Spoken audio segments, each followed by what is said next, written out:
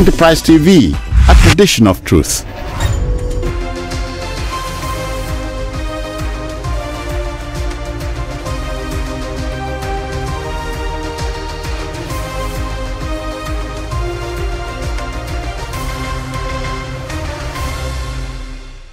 Thanks for staying with us on Enterprise Morning.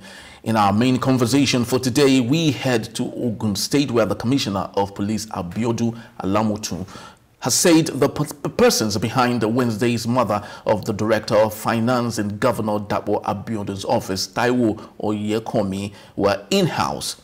Oyekomi was gunned down while returning from the bank where he had taken a bullion van to withdraw some funds for the state.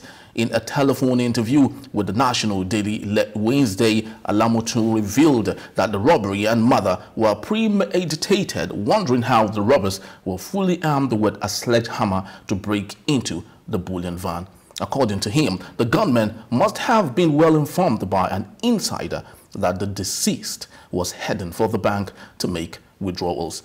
Oyekomi was said to have visited a branch of Fidelity Bank in Oke-Ilewo on Wednesday afternoon to withdraw a cash sum of 97.335 million naira and 15 million naira from Sterling Bank, also in Oke-Ilewo, Abeokuta. On the Kuto flyover, the bullion van conveying the 112 million naira was reportedly accosted by the robbers and broken with a sledgehammer brought out of their Toyota vehicles. And to talk and discuss and have a conversation on the big story for today, I have with me awesome distinguished guests.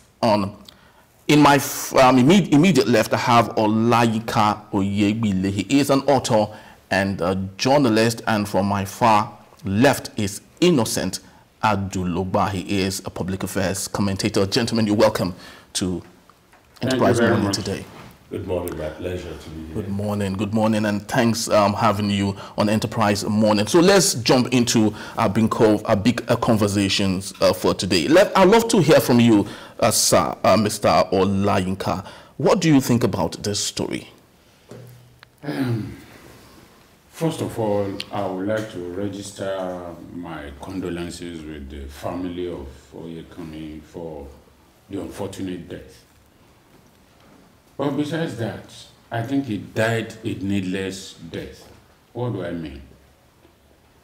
We are in a situation now where government says we should be cashless. Why should anybody go to a bank to withdraw millions of naira and carry it in a bullion van? Besides that, whether there is in-house information or not, when you are going to withdraw such a large amount of money, why will you go with or go without a security operative? I mean, the sight of a bullion van, whether there is money there or not, is already an attraction. Exactly. So, whether the bullion van is empty or there is money inside, there should have, and especially when there is such an, even if it is just $1 million naira, there must be a security guard in there. Because let's assume that, okay, in that bullion van, they said the policeman that should have accompanied them had to travel. Yeah. That is only one man.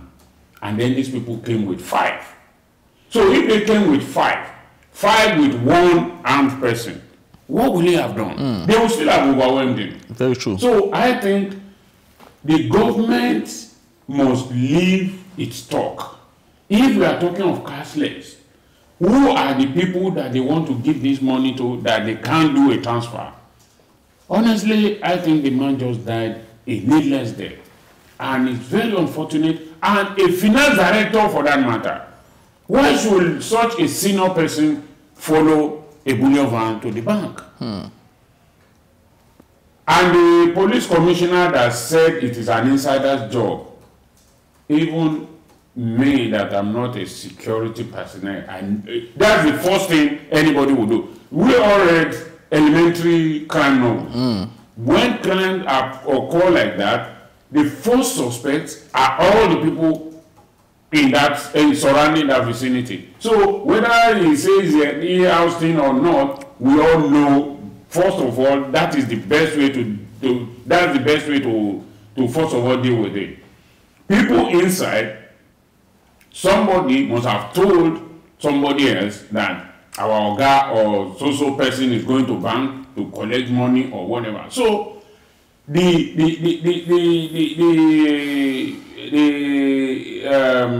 investigation must be very thorough. I believe very strongly. It's not that I'm dismissing what he said, but what he said is not rocket science. Even a secondary school boy should know that the first suspect would be all the people working around the finance director in that office, or the person that wrote the check. I mean, everyone that is involved in that transaction, they are the first suspect. It is now left for them to give evidence to say that they don't know anything about it. But long and short of it, as I said in my opening, is the man died a very needless death. Why should 112 million in this era that we are talking of cashless?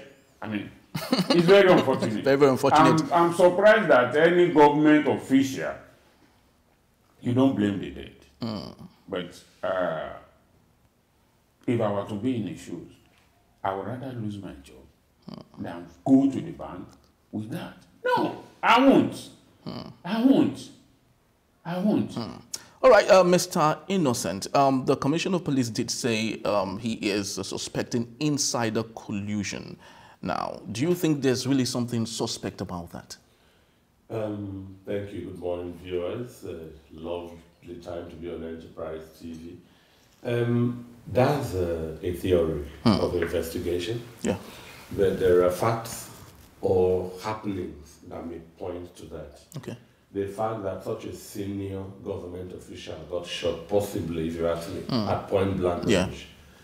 And just him, there were three of them in that particular vehicle, so just only him that was killed. He may have recognized an assailant. And there is a book by James Hadley Chase, The Dead Stay Dumb. So if he recognizes an assailant, it's best to shut him up. Possibly, pointers again to that is the assailants, from what my colleague just said, seem to be familiar with the terrain. So a stranger, note that globally the definition of an inside job is a crime or robbery committed by someone who is part of an establishment and knows what goes on, or a proxy who have been so briefed. So if we look at all of this, he has mentioned certain things. There are administrative poverty that has led to a needless death, that has caused a social problem where a breadwinner, a mentor, a society emblem, a top government functionary, an accomplished human being has just been laid waste. And then I will ask, government transactions, government expenditures, to what purpose?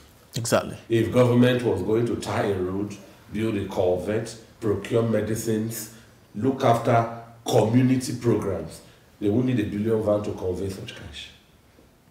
I dare say. I dare say. So, but to what purpose? And lastly, speaking socially, this begs a question that is both remote and distant. State police. The number of protective personnel for the government must have been overpowered by the number of assailants.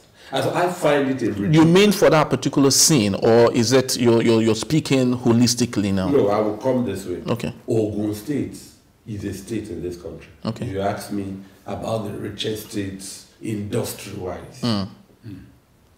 Now, where there is a good business, security secures businesses. Good, true. Now, the government needs to be secured. At the time, the late Oyekomi was a government official at work. How many details, security details, were attached to him for this purpose? Was it disclosed? So I'm saying that it's a ridiculous anticlimax that Nigeria boasts, we boast a bulging population. But when it comes to services, people, manpower is in short supply. So if Nigeria is overpopulated, as we know, then the ratio of police protection should also be high. If it cannot be federally administered, what stops the state from having its constitutional police and with this kind of debt to be forestalled in another eventuality? You deploy more without asking the police commissioner, who will ask the IG, and then red tape trails all the processes. So all of this, we know death is inevitable. People die. But my colleague had said it's a needless death. A very, very needless one. And Mr. Olayinka, to imagine, according to the report, where the incident happened is just a few meters away from the governor's office. The question is, how secure is Ogun State? Security architecture. What do you think about the security in Ogun State? Normally, I'm a little bit familiar with that Koto Bridge. Okay. I know a little. It's not, yes, as you said, it's not too far from the governor's office. And I believe that when that was happening, there must have been some, of course, when the man was shot, there will be gunshots. I mean, there will be sound of the yeah, gun. Definitely. So, around that place, there must be some communication or some pandemonium. So that should have triggered, preempted the suspicion of, well, you know, the governor's office is not far from there, but that is not to say that the governor will hear the gunshot. But people around there must have heard. And then, you know, when things happen like that in Nigeria, the first thing that happens is everybody takes to his or her heels. And it is after the scene has cleared that people will come back and see what happened. Don't be surprised that even there might be police checkpoints around that area. And the police checkpoint there, immediately it happened, it's not unlikely that the police people will also disappear. No, because in actual fact, the caliber of weapon that they have may not be as superior as the ones that those people have. But that is not to say that we are in a country where we have more policemen guarding government officials than the populace. Than the public. So in that kind of a situation, when it happened, the trigger signal will have made it that people and that the police or what is the essence of our phones? Have you ever tried to call a police line or an emergency line? Because in this country, it is only in Nigeria that I say that the police will want to give you a number. They will give you 11-digit number. 11-digit number. Something you can't even remember. For crying out loud. I want to say this, and it's not. It takes some effort for me to remember my wife's phone number. I must confess. So if I can't remember my wife's phone number offhand, how will I remember the police number? But in why is it that how many years now have we had GSM? Why is it that the government cannot liaise with the telecommunication companies that we must have, if it is 111 exactly for police, 112 for fire service, yeah. That is the way it is done abroad. So why is it that the police, when they want to give you number, they will list the police commissioner's number 080? How do you remember that? So why am I saying this? At the scene of the incident, I'm sure there are people who witnessed it. Very well. If there are numbers people can call, people can just call 111 or whatever number they want, and then one way you tell them that this is happening in so place, then the security alert will be on. They would draw a dragnet around that area, and police will get there.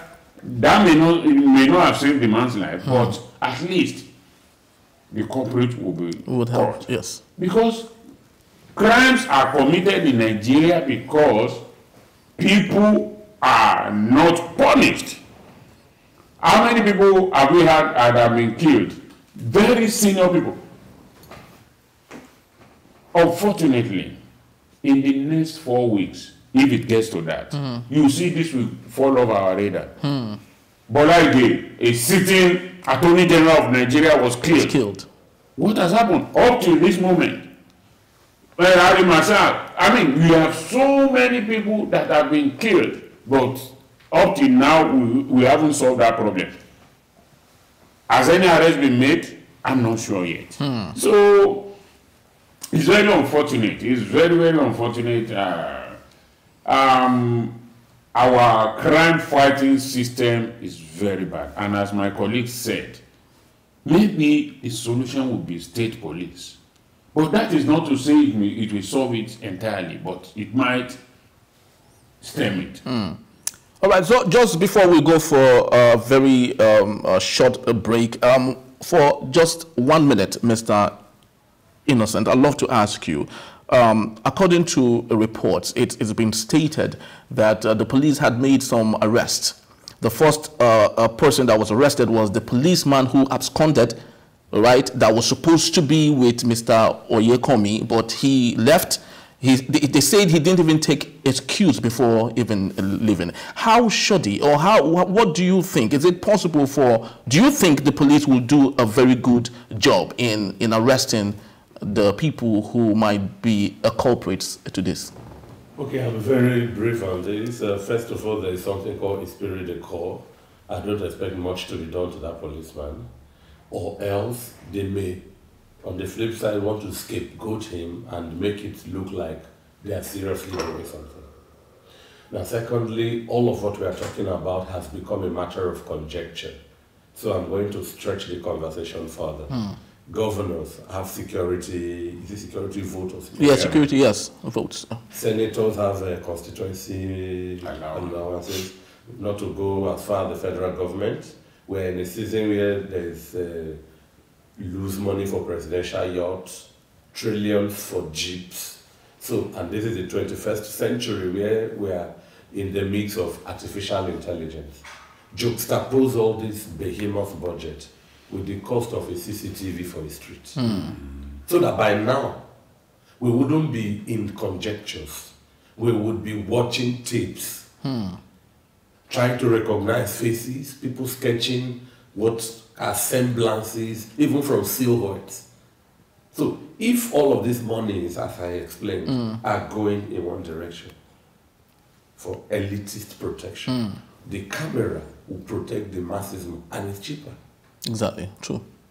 The latest jeeps manufactured anywhere are this the latest phones, the latest laptops, but the latest cameras for the street, where are they? So that by now, we would have gone beyond guesses. Exactly. And then it also begs the question of the quality of sniper training, reconnoiter, surveillances for our security people. I think I just told you. Wow, that's a very, very big one. It's still Enterprise Morning. We'll go for a quick break, and when we come back, it's still Enterprise Morning. Please don't go anywhere. Enterprise TV, your one-stop shop for news, programs, human angle stories, the economy, sports, and much more. We go the extra mile to bring incredible details to you. So hop on the train now. Enterprise TV, a tradition of truth. All right, you're welcome back to Enterprise Morning, and we're still talking about the killing of the Director of Finance of the Government House in Ogun State. And I still have with me in the studios Mr.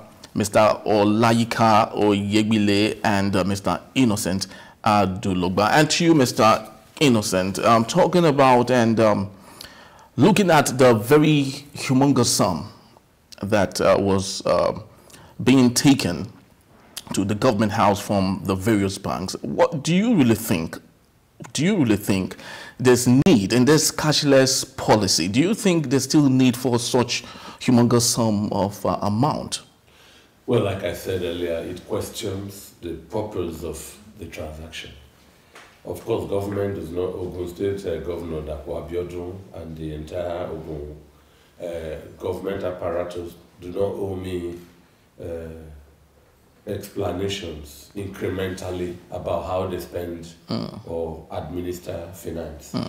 But like I said earlier, if you were going to pay for a culvert for proper drainage or health care center or medicine for the masses or tar a road, this is not the means of payment. That's what I think. So you want to wonder where this money was going to, especially like this is beyond the whole state. You need to see videos online of senators, of top politicians at events, social events, spraying cash. So this could be for one of such purposes. I dare hazard a guess, so to speak. So that if, you know, I've been wondering, for instance, the topic is hydra-headed. We had surplus cash in circulation. And then the government this year introduced the printing of new currencies. That means there's a buffer. If you add the new to the old, it will be plenty. As we speak now, new has been added to old, cash are getting scarce. I don't know the last time you went to an ATM machine and withdrew the exact amount you wanted. You know, so, but this is not the case with the government. It's a smooth sail. Their living is dialectic to the logic of social reality. You know, so, and the ultimate price has been paid by Mr. an innocent Oyekomi, even though I'm lending him my name as an adjective. So I would say the Commissioner Alamutu has no questions to answer. That's the Commissioner of Police. Yes, in Ogun State. How can we be told that the security detail took permission before setting out on the task assigned? Is that the standard of operation? In fact, it was reported that he actually left the job without permission. However it is that the standard of operation? So if he left and back again in an overpopulated country, should one man make us short of security supply? And they say we are overpopulated. And that's why I cried for state police. I brought out there, if you want to join the police, today, if you leave this table, you will walk to a police station, declare your intention. If you are fit and you are of age, tomorrow you have started training. Nigeria is a blanket. The federal government will announce when the next recruitment will take place. All of us will come and queue. Some of us have letters from somebody, you know. So where is the objectivity of securing your neighborhood?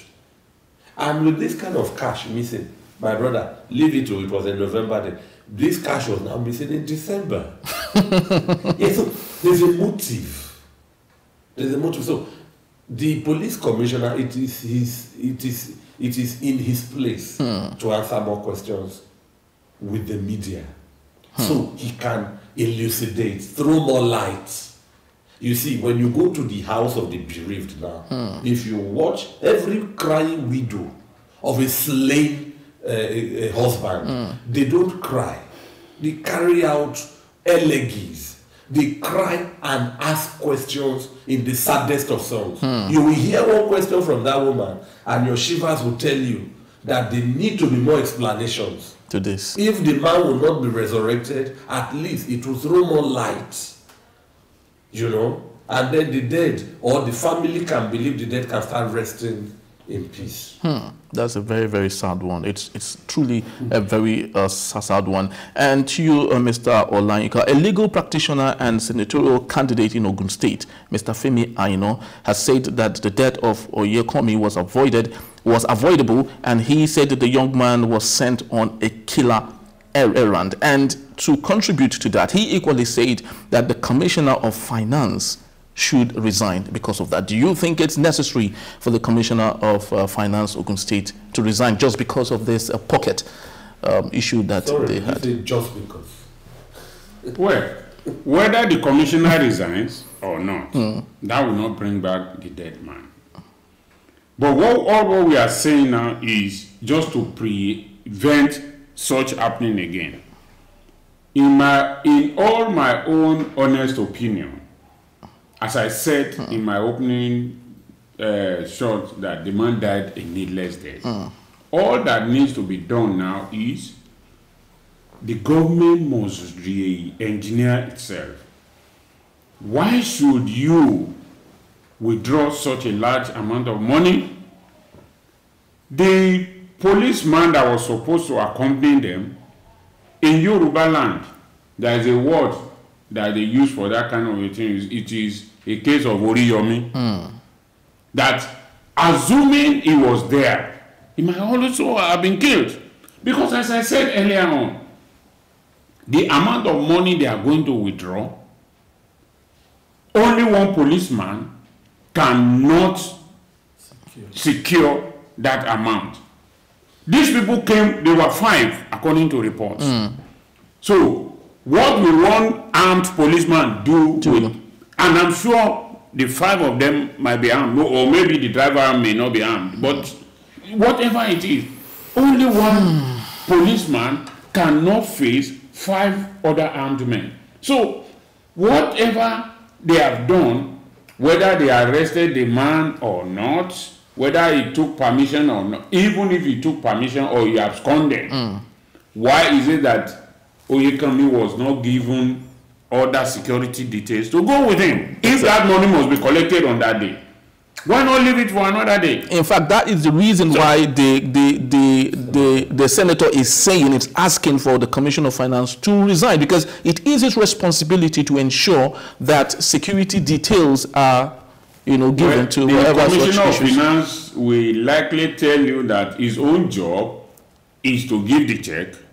It is the job of the police commissioner or whoever. Don't let us begin to trade blames. Yeah, the Commissioner of Finance may have no blaming. Are we even sure that the commissioner knew beforehand that the policeman was not with him? True. As you said, the dead cannot tell a story. We can't find that out now. The finance director, did he also know, or did he also not think that if a policeman is not with me, or an armed policeman is not with me, with us in this bullion van, should we go? I mean, sometimes you need to also look at these things, and as I said earlier on, if I were to be in his shoes, I would rather lose that job.